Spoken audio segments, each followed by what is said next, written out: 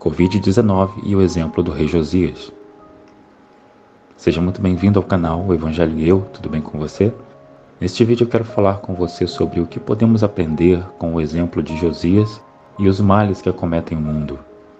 Vamos ser mais exortados, consolados e edificados? Há certas pautas que deveriam ser consideradas com oração e vigilância.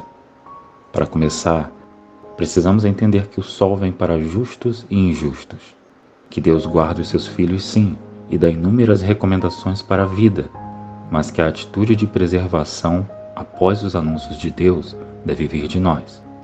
Quem nunca ouviu falar da história do rei Josias, ou Yoshiarru, rei de justiça?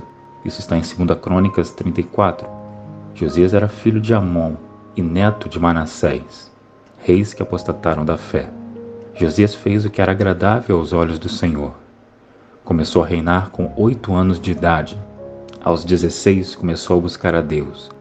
Aos 20 proclamou uma guerra contra a idolatria e começou uma purificação completa da terra da casa de Judá. Aos 26 consertou e reparou o templo de Deus. Durante este conserto, Ilquias, o sacerdote, encontra o livro da lei. O entrega a Safã, o escrivão, que o lê perante o rei. Ao ouvir as palavras do livro da lei, Josias rasga suas vestes de rei, porque uma calamidade grande se aproximava como salário de todo um desvio. O Senhor ouve Josias. Josias então põe a arca de Deus na casa edificada por Salomão e celebra a Páscoa, que desde os dias do profeta Samuel não era celebrada, aos 26 anos de idade. Mas depois desses acontecimentos, o faraó Neco, rei do Egito, sobe para guerrear contra Carquemes, a cidade ao norte da Síria, que dominava a passagem do Eufrates e que futuramente seria reconquistada pelo rei da Babilônia, Nabucodonosor. E Josias se interpôs entre Neco e Carquemes, saindo ao encontro de Neco, que lhe responde por meio de mensageiros o seguinte: Que tenho eu contigo, rei de Judá? Não é contra ti que venho hoje, mas contra a casa que me faz guerra. E disse Deus que me apressasse: Guarda-te de te opores a Deus, que é comigo, para que ele não te destrua. Porém Josias não virou dele o seu rosto, antes se disfarçou para pelejar contra ele, e não deu ouvidos às palavras de Neco, que saíram da boca de Deus, antes veio pelejar no vale de Meguido. E os flecheiros atiraram contra o rei Josias. Então o rei disse a seus servos: Tirai-me daqui, porque estou gravemente ferido. E seus servos o tiraram do carro, e o levaram no segundo carro que tinha, e o trouxeram a Jerusalém, e morreu. E o sepultaram nos sepulcros de seus pais, e todo Judá e Jerusalém prantearam a Josias. E Jeremias fez uma lamentação sobre Josias, e todos os cantores e cantoras nas suas lamentações têm falado de Josias até o dia de hoje, porque as estabeleceram por estatuto em Israel, e eis que estão escritas nas lamentações. 2 Crônicas, capítulo 35, versículos 21 ao 25. Ora, Josias era rei de Judá, um homem reto e temente a Deus, mas não foi poupado de sua escolha sem discernimento, mesmo após ser avisado por Deus. Muitos hoje morreriam de igual forma, porque não veem que Deus opera também por meio do Egito, porque acreditam que seus atos de justiça os colocam em privilégio perante Deus, porque acreditam que podem tudo sem entender que não podem nada sem antes Deus os instruir na empreitada, e também porque acreditam que Deus não ama e não age na vida de pessoas ou povos idólatras. Sim, Deus os ama e age na vida deles para que se convertam e para evitar maiores males, porque está escrito que ele não se agrada da morte do ímpio, mas tem muitos cristãos se agradando da morte do ímpio. O que o Covid-19 tem a ver com o exemplo de Josias?